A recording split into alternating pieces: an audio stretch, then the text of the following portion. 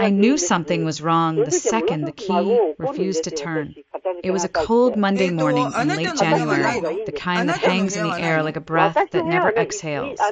I had just returned from St. Joseph's Hospital, still in the same jeans I'd been wearing for 2 days, still carrying the same overnight bag I'd packed when Ethan collapsed. The bouquet in my left hand, roses and lilies from his co-workers, had wilted in the back seat of my car overnight. My eyes were swollen, lips cracked from too much crying and too little sleep. I had watched my husband die in the cardiac unit 12 hours earlier. I wasn't ready to face the silence of our house, but I also wasn't ready for what I saw instead. I stepped onto the porch and slid my key into the front door. It jammed. I pulled it out, tried again, nothing. My heart stuttered. I checked the spare, the one hidden behind the loose porch stone. Still no luck. It was like the lock had forgotten me, or worse, rejected me. That's when I noticed the curtains. The white linen ones I'd hemmed myself were gone, replaced by thick velvet panels and a garish floral print I'd never seen before. My stomach dropped. I peered closer through the narrow slit between fabric and wall, squinting against the morning glare. Inside, the living room was cluttered with boxes, cardboard towers where there should have been clean space. A pink velvet pillow sat on my reading chair, a floral teacup on the coffee table, and then I saw her, Diana, my mother-in-law, wearing a navy cardigan and a smile that sent ice crawling down my spine. She was sipping tea, my tea from the wedding china Ethan and I had saved for 3 years to buy. Across from her, casually tossing throw blankets into a basket, was Jocelyn, Ethan's younger sister. They were laughing, moving in, like I didn't exist, like Ethan hadn't died the night before. I knocked. No answer. I knocked again, louder this time, fists trembling, throat raw. After what felt like forever, the door cracked open. Diana's figure filled the frame, composed and calm. Her arms folded tightly across her chest, like she'd been preparing for this moment for years. "Rachel," she said, tilting her head, "didn't expect you so soon. What's going on?" My voice shook. "Why can't I open the door?" She leaned against the frame, perfectly poised. "Because, dear, you don't live here anymore." My mouth opened, but no sound came. I blinked at her, sure I'd misheard. "Excuse me." Diana's smile didn't waver. "Ethan paid for this house. My son, not you. There was no prenup, no child, and no real contribution on your part. It's time this house returned to his real family." For a moment, I thought the cold I felt was from the weather, but it wasn't. It was coming from her. "I'm his wife," I whispered. "We bought this house together. I refinanced it when his business failed." "Oh, please." Diana cut me off, waving a dismissive hand. "You played house while he worked. Now that he's gone, your lease is up." Behind her, Jocelyn appeared with 2 of my serving plates in hand. "You left the side door unlocked when you went to the hospital," she said with a smirk. "We figured you wouldn't mind." I felt my knees wobble, laughed, not out of humor, but the kind of hollow, stunned disbelief that bubbles up when reality snaps too sharply to bear. "What's so funny?"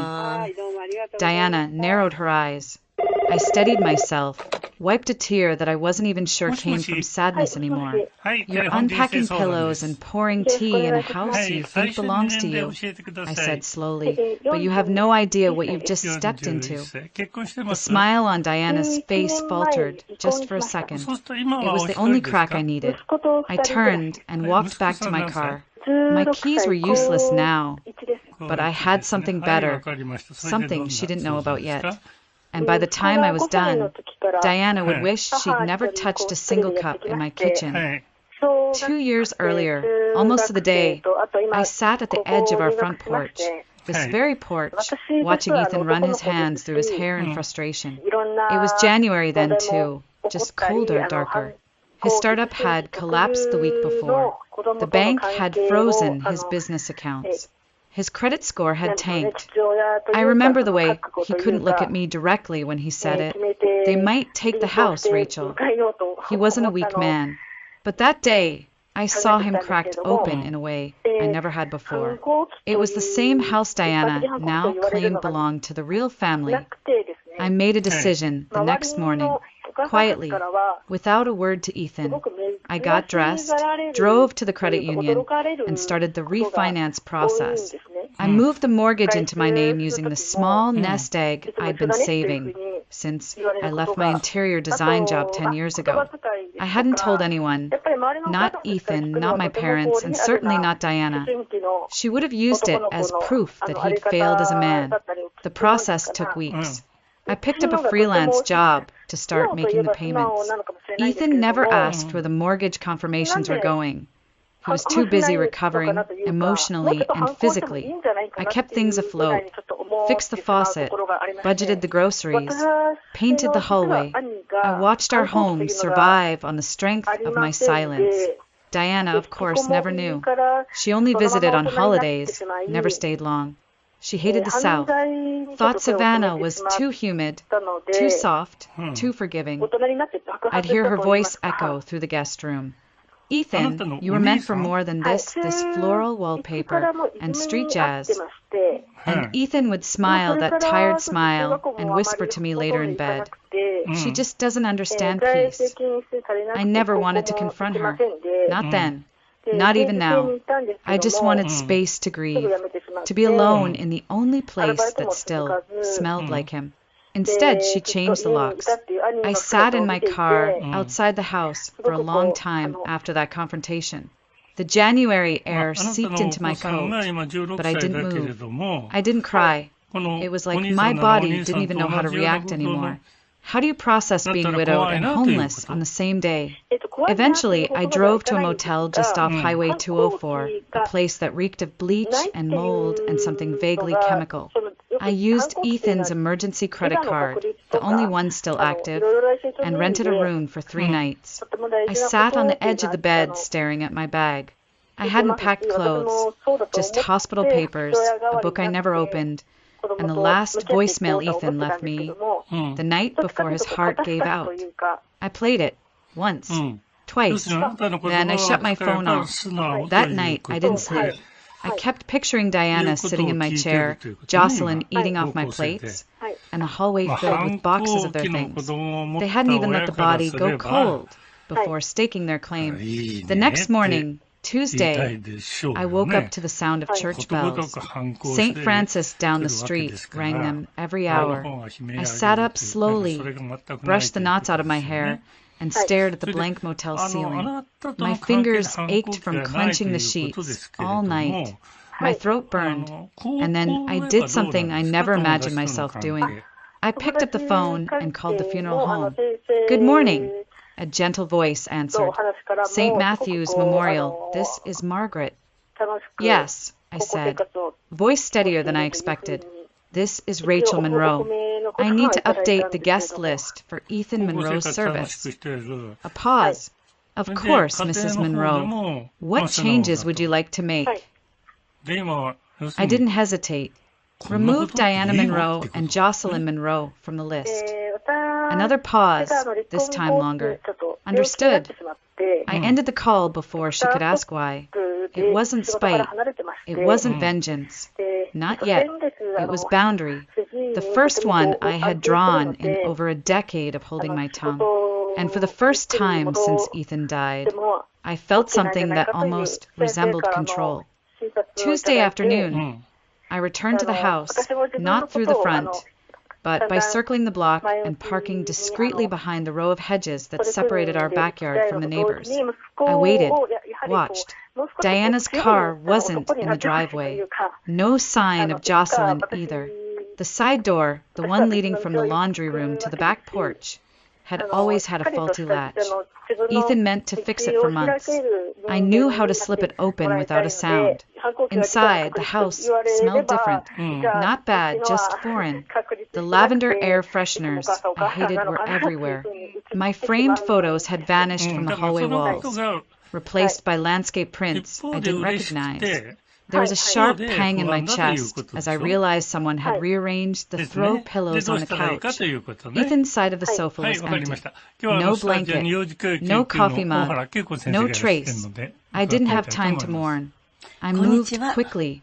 Ethan's office was tucked in the back of the house, between the guest room and the laundry. A small, windowless room filled with wires, books, and the smell of his cologne. Diana hated that space. She called it a digital junkyard. That's why I figured she wouldn't touch it. I was right.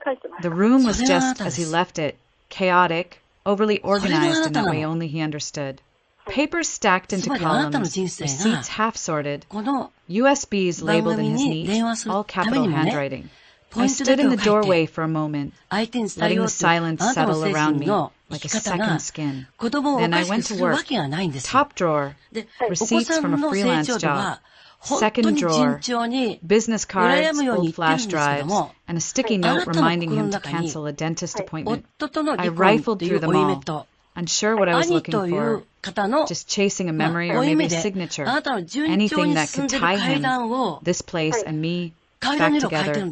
And then I saw it, a slim black folder wedged between two instruction manuals on his desk. Across the top in his unmistakable hand, post-nup, do not discard. I froze. We never signed a prenup. Not once. We married in our mid-30s, broke but in love, trusting each other implicitly. Ethan joked that paperwork ruined the romance. But a post-nup? I opened the folder slowly. Inside were 3 printed pages on legal letterhead, dated 2 weeks after our second anniversary. I scanned for my name, his name, signatures, terms, and there it was under a highlighted clause. In the event of the husband's passing, all jointly owned assets, including real estate, are to be transferred wholly to Rachel Monroe, unless otherwise specified in a last will and testament. There was no will, but this was binding. At the back of the folder, I found a folded sheet of notebook paper. The handwriting was unmistakable.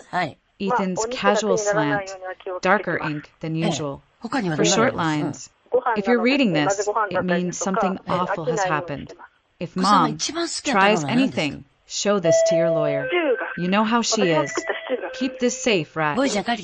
In my breath caught. It was the first time I'd seen his handwriting since the hospital. The curve of the R in my name, the way he still signed just E, like a note passed in class. My knees buckled and I had to sit down.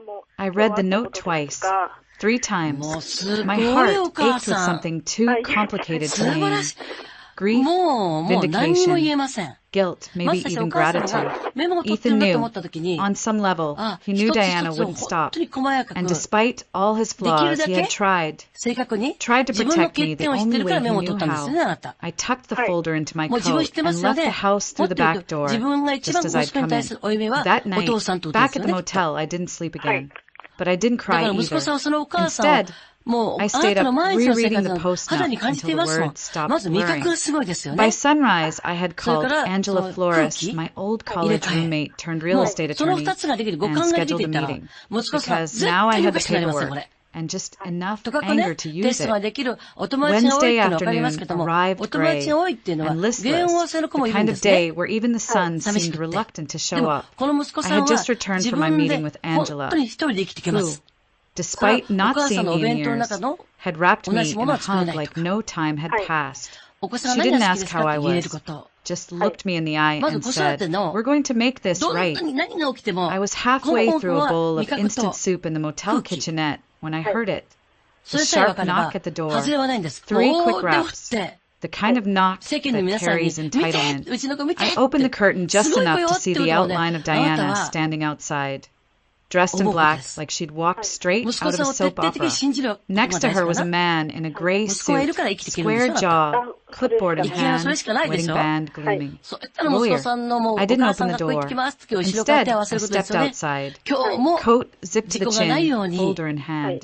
I closed the motel room behind me and met them in the parking lot, where the wind whipped Diana's scarf sideways. "Rachel," she said, smiling thinly, "this is Mr. Langley, my family attorney. We're here to discuss next steps regarding the house. Next steps. I repeated, my voice even. Diana nodded, like this was a real estate negotiation between civil parties and not a home invasion staged during a funeral week. Since Ethan left no will, his estate, including the house, is subject to division among next of kin. As his mother and sister, we have legal rights. I'm his wife, I said. The only legal spouse. Mr. Langley cleared his throat, already uncomfortable. What Mrs. Monroe means is that without a clear testamentary directive, probate law permits certain. I'm so glad you're both here. I interrupted, calm but firm. Saves me a trip to your office. I held up the black folder. Diana's smile faltered. This is a notarized post-nuptial agreement, I said, signed 3 years ago. 2 witnesses, legal letterhead. It transfers all shared assets to me, the spouse, in the event of Ethan's death. I let the silence sink in. Mr. Langley reached out. May I see that document? No, I said quickly, pulling the folder back. You'll get a copy through official channels. I've already retained counsel. Diana's expression cracked just slightly. You're bluffing, she hissed. Am I? I asked, stepping back toward my motel door. Because if I'm bluffing, you should feel confident enough to go back to your car and celebrate. But if I'm not, then you've committed trespassing, unlawful entry. You've tampered with property that doesn't belong to you. Mr. Langley took a step away from her, subtly. You don't get to win this time, Diana said, her voice lower now, venom barely concealed. You were never part of our family. You stole my son from us.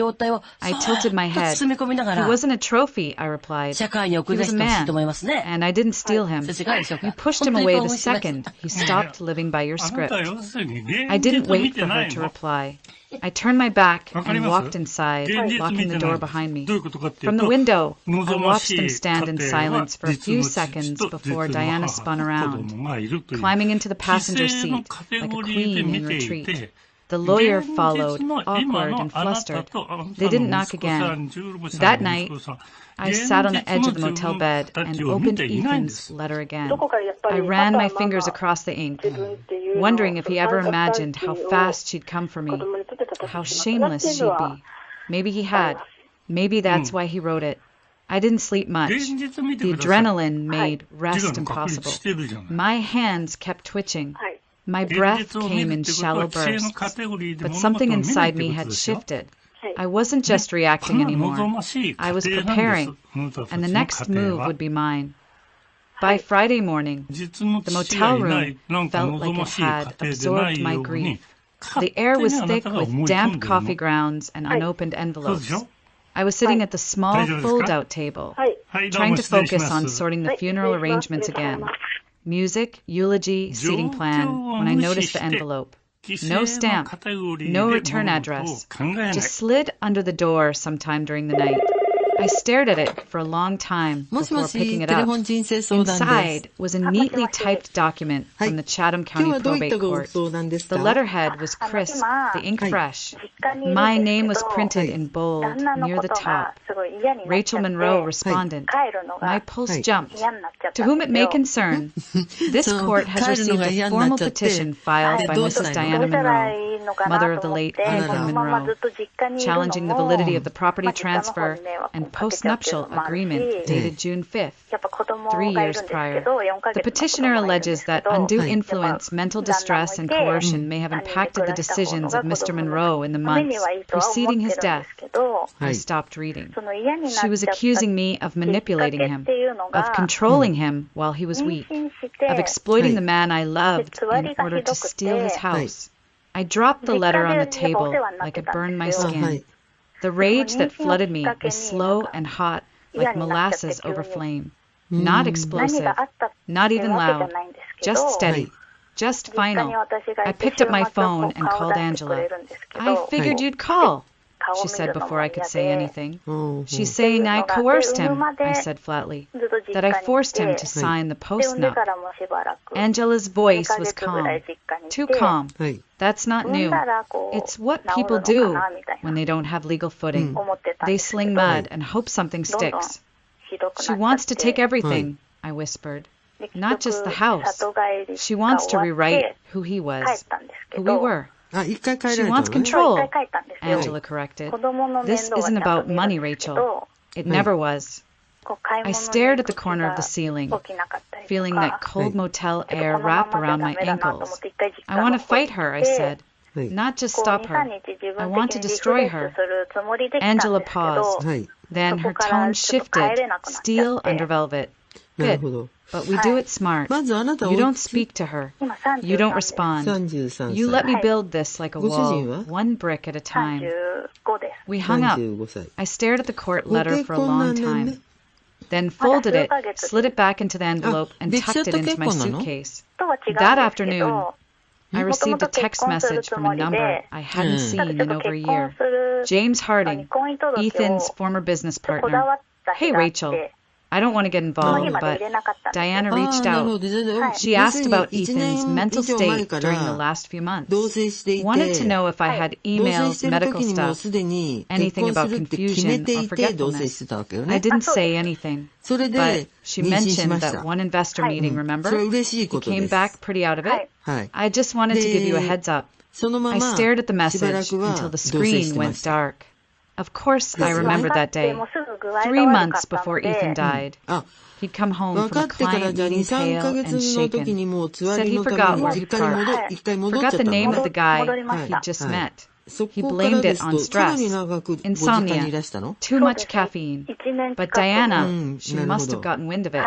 She was building a case. If she could convince the court that Ethan hadn't been of sound mind, even if it was all circumstantial, she could unravel everything. Undue influence was hard to disprove, especially if it came with whispers with concerned family and unanswered questions. That was the moment I remembered something Ethan said, almost offhand, one night after dinner. I have an appointment at St. Michael's next week, he'd said. Neurology, just to rule stuff out. Probably nothing. I hadn't gone with him. He told me not to worry. I scrambled off the bed, yanked open my suitcase, pulled out the folder of documents, and dumped it across the bedspread. I tore through everything, utility bills, mortgage receipts, old birthday cards, even a dentist reminder. Then, tucked inside a pile of unopened mail from 3 months ago, I found it. A sealed envelope from St. Michael's Neurology Clinic. I opened it with shaking fingers. Dear Mr. Monroe, following your recent cognitive assessment, we are pleased to inform you that your results fall within the normal range. No signs of early cognitive decline were detected. I read it 3 times before I finally let out the breath I'd been holding for a week. He had been okay, and now I had proof. Monday morning, 1 week since Ethan died, 5 days since Diana filed the petition, 72 hours since I found the neurologist's letter that would change everything. The courthouse on Montgomery Street was cold even in spring. Steel benches, marble floors, that sterile echo of shoes clicking, paper shuffling, and whispered accusations. Angela met me on the steps, hair in a tight bun, folder in hand, eyes sharp. Ready, she asked softly. I am, I said. And I was. For the first time in days, I stood with both feet grounded. Inside, the courtroom wasn't full, just a scattering of people. Diana in the front row, dressed in funereal black lace, her posture immaculate, a tissue already clutched like a prop. Jocelyn sat beside her, head bowed, the perfect daughter in mourning. On their side, Mr. Langley, the same man with the clipboard from the motel. I didn't look at them. Angela and I sat at the respondents' table. My hands trembled under the surface, but I kept my back straight. I wasn't here to beg. I was here to protect what Ethan and I had built. The judge, a woman in her 60s with silver glasses and tired eyes, called the session to order. Mr. Langley went first. His voice was careful, gentle, designed to paint Diana as a concerned mother, not a bitter one. He spoke of Ethan's sudden demise, of unanswered questions, of documents signed during times of emotional vulnerability. He avoided the word coercion, but let it hover in the air like smoke. Diana cried once, right on cue. Angela stood slowly when it was our turn. She didn't perform. She didn't raise her voice. She simply laid down the facts like cards in a poker game. The notarized post-nup, the house deed in my name, the mortgage payments made exclusively for my account, and finally the letter from St. Michael's Neurology, signed David Seeley. Angela handed the copy to the judge and said one sentence that quieted the entire room. This is dated 3 months before Mr. Monroe's death and confirms his full mental capacity. Mr. Langley stammered, tried to pivot. Even so, Your Honor, we must consider the emotional dynamics. Do you have documentation? The judge asked flatly. Medical records? Testimony from a licensed physician? Any evidence of diminished capacity? He faltered. No, Your Honor. Then I see no grounds. The judge said, already writing. The post-nuptial agreement is legally binding. The deed is in Mrs. Monroe's name. This house legally belongs to her. Case dismissed. Just like that, the gavel came down like thunder in my ears. I didn't cheer. I didn't smile. I just exhaled long, slow and silent. The kind of breath you don't realize you've been holding until you finally let it go. Outside the courthouse, the sky was a deep blue. Birds chirped in the oak trees like nothing had happened at all. I didn't expect her to follow me, but she did. Diana caught up on the courthouse steps, heels clicking like gunshots on stone. You may have won the house, she said, voice like glass, but you'll never erase me. I'm his mother. I turned slowly. You already erased yourself, I said. She blinked. What? You erased yourself the moment you tried to rewrite who he was. The moment you broke into our home, stole his things, lied under oath. Ethan knew who you were, Diana. That's why he wrote the letter. That's why he signed the post-nup. Her face cracked, not much, but enough. I leaned in, and if you come near me again, I won't need a courtroom to protect myself. I've already filed the restraining order. She stepped back. You can't keep me from his funeral, she hissed. I already did, I replied without raising my voice. I called the funeral home the morning after you changed the locks. Your name is off the list. If you show up, they'll escort you out. Her mouth twisted. You vindictive little. No, I said, cutting her off. I'm not vindictive. I'm free. And I walked away, head high, not once looking back. The chapel smelled like lilies and cedar polish. It was Tuesday, exactly 1 week after Ethan's heart gave out. The service had been scheduled for noon, but by 11:15, the pews were already filling. Friends, neighbors, a few of Ethan's old clients. Some had driven in from Atlanta. Others from Charleston. Many hadn't seen us in years. I'm so sorry, they whispered as they hugged me. He loved you so much. He always talked about your garden plans. He said you were the only calm he ever knew. I nodded, smiled softly, swallowed words I couldn't afford to speak. Angela arrived just before 11:30 and sat quietly near the front, not as my attorney today, but as a friend. She didn't say anything. She didn't need to. The musicians tuned quietly in the corner. The minister stood near the altar, flipping through notes. The urn sat on a small table, wrapped in blue velvet, Ethan's favorite color. I'd chosen it myself, and then I saw them, 2 silhouettes slipping into the back pew, barely noticeable if you weren't looking. But I was Diana, Jocelyn, dressed in black, perfectly coordinated, hair pinned, Veils subtle but unmistakable. Morning clothes, theater costumes, masks. They weren't on the guest list. I made sure of that. The funeral home had assured me they would be stopped at the door, but someone must have looked away at the wrong moment. And now, there they were, pretending to belong. I stood frozen for a moment, staring across the chapel. My breath caught. My heart pounded, not from grief, but fury. I had buried Ethan once already. I would not let them dig him up for show. Angela turned toward me, slightly. Want me to handle it? She whispered. I shook my head. No, I would do it myself. I walked slowly down the aisle, heels echoing in the sudden silence. Every head turned. The music paused. Even the minister stepped aside, sensing something sacred in motion. When I reached the back, Diana looked up. Her smile was small. Jocelyn's eyes flickered away. You're not supposed to be here, I said quietly. We're not leaving, Diana replied, voice low and proud. I gave birth to him. Then you should have respected his wishes. I'm his mother, and I'm his wife. My tone didn't rise, the only one he chose. She straightened, defiant. You can't stop me from mourning my own son. Not mourning, I said. Performing. She blinked. I will walk out right now, I added. And I'll take the minister with me. We'll finish the service at a park, at a parking lot, at a kitchen table, I don't care. But you will not sit here and pretend you didn't try to erase him. You don't get to use his death for dignity you never earned. For a second, no one moved. Then, Jocelyn's voice broke the silence. Mom, she said softly, without meeting anyone's eyes. Let's go. Diana turned toward her, stunned.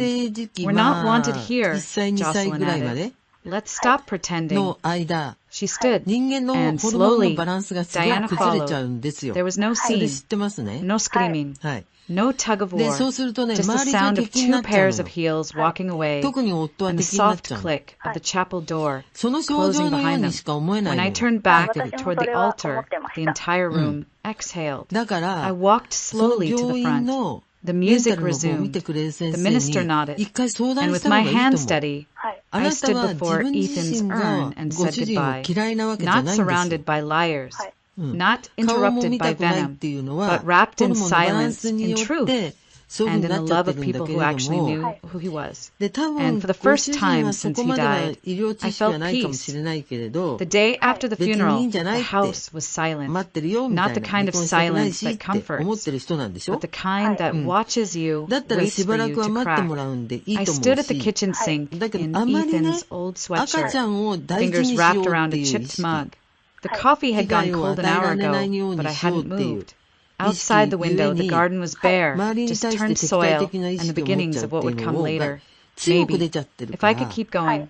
I turned around slowly, half expecting to see Ethan sitting at the table, humming some off-key song, legs kicked up like he always did. But the chair was empty. The mug was his. The silence was mine. I had survived the funeral, survived court, but I hadn't stopped waiting for the other shoe to drop. So when I looked out the front window and saw Diana's car parked across the street, I wasn't surprised. It was early, barely 7 a.m. The engine was off. The windows rolled halfway down. A slow stream of cigarette smoke curled through the air. She sat still, hands resting on the wheel, staring straight ahead. She didn't knock, didn't approach, just watched. I didn't move either. I didn't call Angela. I didn't take a picture for evidence. I just picked up my coffee, walked calmly out onto the front porch, and stood there, barefoot, hair undone, mug in hand. I met her eyes. She flicked her cigarette out the window. The car rumbled to life, and then she drove away. No threats, no shouting, no final word, just gone. But I knew it wasn't surrender. It was retreat, a reminder, her way of saying I still exist. I went back inside, locked the door, and exhaled.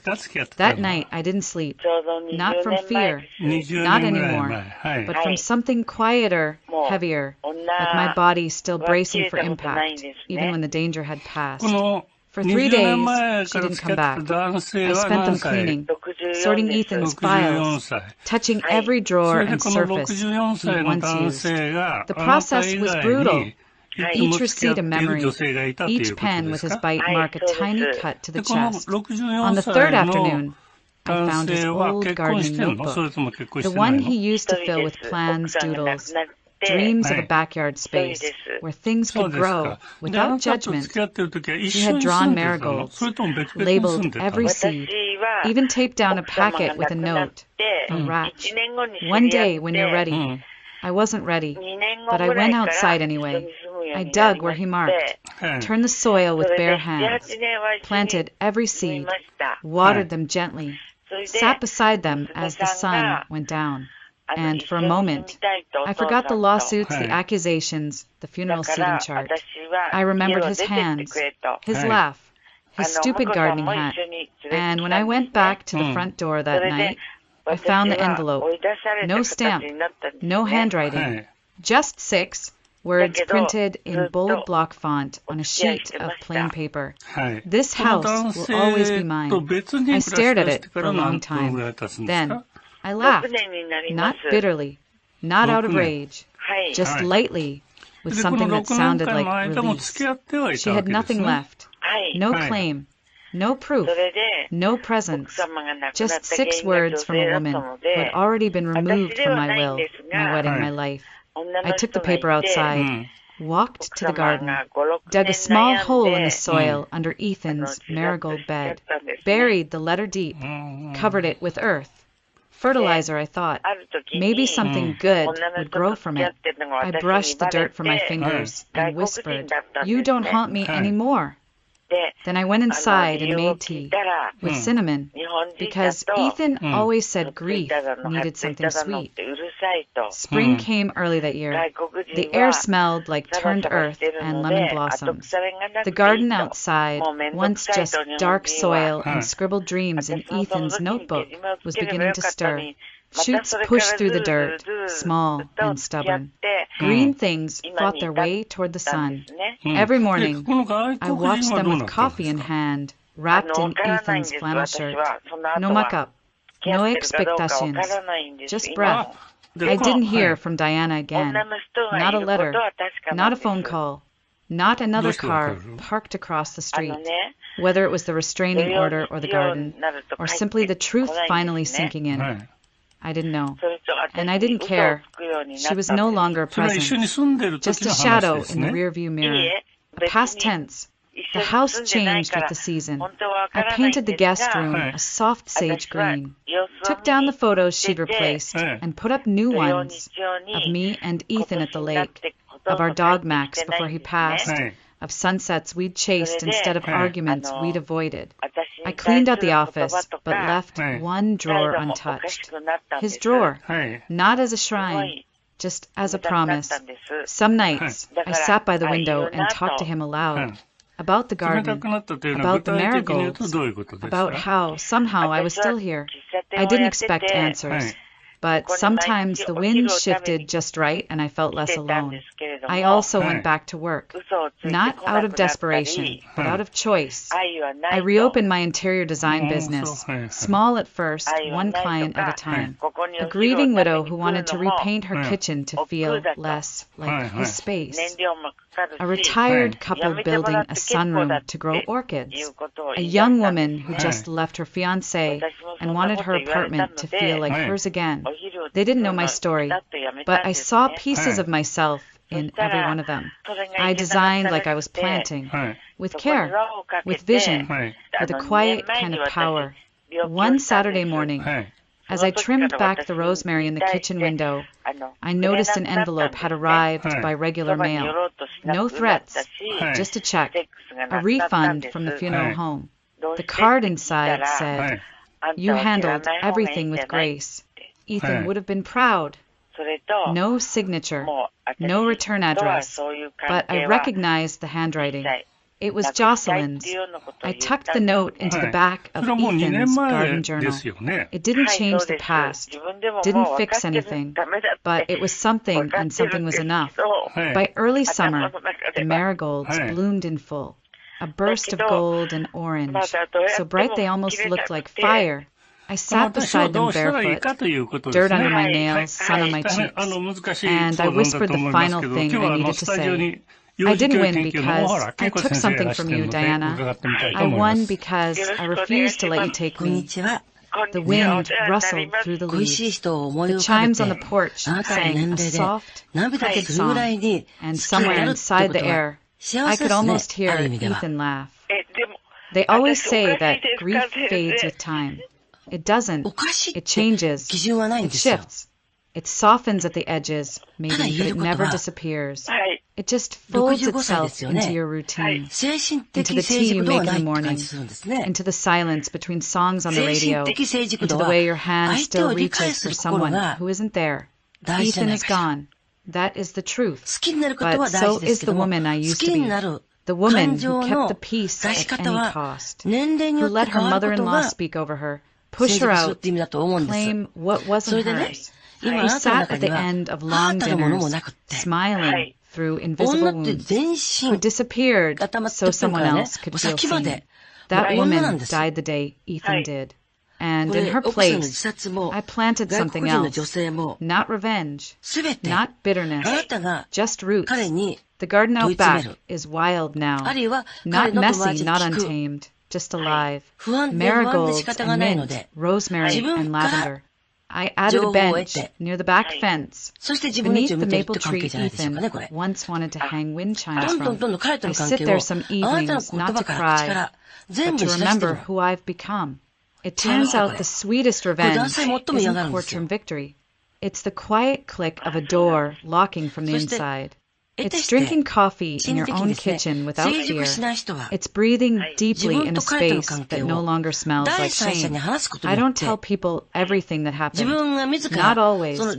But when someone asks some widow at church, some woman at the market whose hands shake while she writes a check, I tell them the truth in pieces. I tell them, you don't have to be polite to someone who erases you.